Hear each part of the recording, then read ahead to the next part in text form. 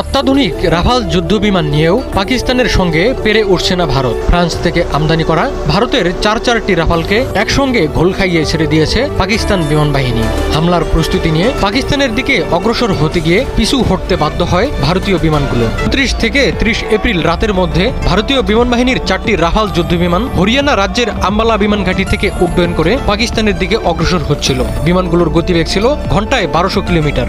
পাকিস্তানের আকাশ প্রতিরক্ষা ব্যবস্থা তাৎক্ষণিকভাবে ভারতীয় যুদ্ধবিমানগুলোর রাডার, অনবোর্ড সেন্সর এবং যোগাযোগ ব্যবস্থা ব্লক করে দেয়। ফলে ভারতীয় বিমানগুলো একে অপরের সঙ্গে এবং স্থলের সঙ্গে যোগাযোগ হারিয়ে ফেলে। একই সময়ে পাকিস্তান বিমান বাহিনীর J-10C যুদ্ধবিমানগুলো ভারতীয় বিমান বাহিনী মোকাবেলা করতে এবং আগ্রাসন প্রতিরোধ করতে আকাশে উড়ছিল। ফলে কোণঠাসা হয়ে ভারতীয় বিমানগুলো আম্বালায় ফিরে না গিয়ে শ্রীনগরে জরুরি অবতরণ করতে বাধ্য হয়। ভারতের যুদ্ধবিমানগুলো আধুনিক SPICE 2000 air to ground missile দিয়ে সজ্জিত ছিল। এই মিসাইলের সীমা 200 কিলোমিটার। ফলে